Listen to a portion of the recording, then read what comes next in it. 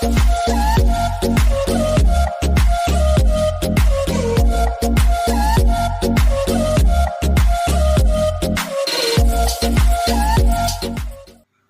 Friends, welcome to ராசி tips. எல்லோரும் எப்படி இருக்கீங்க? நல்லா இருக்கீங்களா? இன்றைக்கி நம்ம ராசி டிப்ஸ் சேனலில் நம்ம பார்க்க போகிற வீடியோ என்னென்னு பார்த்தீங்கன்னா, ஆட்டுக்குடல் கிரேவி எப்படி ரெடி பண்ணுறது அப்படின்னு தான் பார்க்க போகிறோம். வாங்க எப்படி ரெடி பண்ணுறதுங்கிறத வீடியோக்குள்ளே போய் பார்க்கலாம்.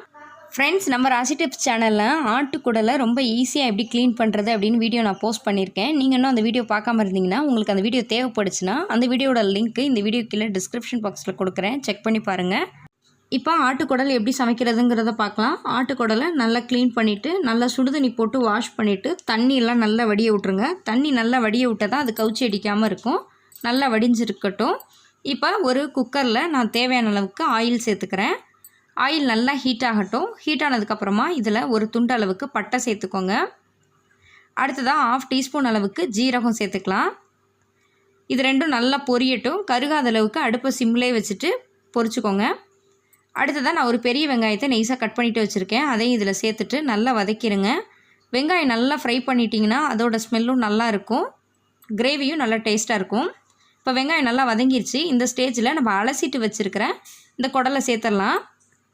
குடலை சேர்த்துட்டு நல்லா குடலை எண்ணெயிலே ஃப்ரை பண்ணணும். எந்த அளவுக்கு எண்ணெயில் ஃப்ரை பண்ணுறோமோ அந்த அளவுக்கு குடல் சாப்பிட்றதுக்கு டேஸ்ட்டாக இருக்கும். ஒரு சில பேர் இந்த ஸ்டேஜில் குடலை ஒழுங்காக வதக்காமல் தண்ணியோடு வச்சுருவாங்க. அந்த தண்ணியோடு இருந்துச்சுன்னா கண்டிப்பாக குடல் கவுச்சி அடிக்கும். குடல் கவுச்சி அடிக்காமல் இருக்கணும்னா இந்த தண்ணி பாருங்கள் எவ்வளோ தண்ணி இருக்குன்னு.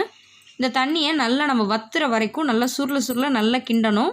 இதுக்கு நீங்கள் மூடியெல்லாம் போட்டு வேக வைக்க வேணாம், திறந்து வச்சே நல்லா வேக விட்டுருங்க. இப்போ இந்த தண்ணியெல்லாம் நல்லா வத்தட்டும். இதுக்கடையில் நான் இதுக்கு ஒரு மசாலா மட்டும் நம்ம அரைச்சிட்டு எடுத்துக்கலாம். ஒரு மிக்ஸி ஜார் எடுத்துக்கோங்க. அதில் 1 டேபிள் ஸ்பூன் அளவுக்கு ஜீரகம் எடுத்துக்கலாம். அடுத்ததாக 1/2 டேபிள் ஸ்பூன் அளவுக்கு மிளகு எடுத்துக்கோங்க. அடுத்ததாக நம்ம காரத்துக்கு ஏற்ற மாதிரி 2 காஞ்ச மிளகாய் சேர்த்துக்கலாம். ஒரு துண்டு அளவுக்கு இஞ்சியை தோல் சீச்சிட்டு நல்லா நைஸாக கட் பண்ணிவிட்டு சேர்த்துக்கலாம். இந்த ரெசிபிக்கு நம்ம இஞ்சி மட்டும்தான் சேர்க்கணும், கண்டிப்பாக வெள்ளைப்பூண்டு சேர்க்கக்கூடாது. அடுத்ததாக 1 டேபிள் ஸ்பூன் அளவுக்கு மல்லித்தூள் சேர்த்துக்கலாம். இப்போ இதில் தேவையான அளவுக்கு தண்ணி சேர்த்து நல்லா நெய்ஸாக அரைச்சிட்டு எடுத்துக்கோங்க. நல்லா நெய்ஸாக இருக்கணும். அப்போ தான் நம்ம விசில் விடும்போது நல்லா திப்பியாக இல்லாமல் கிரேவி பார்க்குறதுக்கு நல்லாயிருக்கும். இப்போ பாருங்கள், நம்ம அரைச்சிட்டு எடுத்துட்டோம். இப்போ இது இருக்கட்டும். இப்போ பாருங்கள், நம்ம சேர்த்த இந்த குடல் பார்த்திங்கன்னா நல்லா தண்ணி சத்தே இல்லாத அளவுக்கு நல்லா ஃப்ரை பண்ணிட்டோம். இதில் பாருங்கள், இப்போ எண்ணெய் தான் தெரியுது. இந்த ஸ்டேஜில் 1/2 டீஸ்பூன் அளவுக்கு மஞ்சத்தூள் சேர்த்துக்கோங்க. அடுத்ததாக நம்ம அரைச்சி வச்சுருக்க மசாலாவை சேர்த்து அதோட கூட தேவையான அளவுக்கு உப்பு சேர்த்து மசாலாவை நல்லா எண்ணெயில் 2 நிமிஷத்துக்கு நல்லா வதக்கிடுங்க. அதுக்கப்புறமா தேவையான அளவுக்கு தண்ணி சேர்த்து நம்ம விசில் வச்சிடலாம். ஏர் வந்ததுக்கப்புறமா விசில் போடுங்க. விசில் 7லேருந்து 8 விசில் வரைக்கும் வச்சுக்கலாம். நம்ம 7 விசில் வந்ததுக்கப்புறமா அடுப்பை ஆஃப் பண்ணிடுங்க. இப்போ ஏரெல்லாம் போனதுக்கப்புறமா நம்ம ஓப்பன் பண்ணி பார்க்கலாம். பாருங்கள், குடல் கிரேவி ரொம்ப சூப்பராக வந்திருக்கு. இந்த கிரேவியை நம்ம எந்த ஸ்டேஜுக்கு நம்ம வேணும்னு நினைக்கிறோமோ அந்தளவுக்கு நம்ம கிரேவியை வற்ற வச்சுக்கலாம். இதை நீங்கள் குழம்பு மாதிரியும் ஊற்றி சாப்பிட்லாம். தண்ணியாக இருக்கிற கிரேவியை நல்லா சுண்டை வற்ற வச்சிட்டிங்கன்னா கிரேவியோட டேஸ்ட்டு ரொம்ப சூப்பராக இருக்கும். ரசம் சாதத்துக்கு செம்ம காம்பினேஷன்.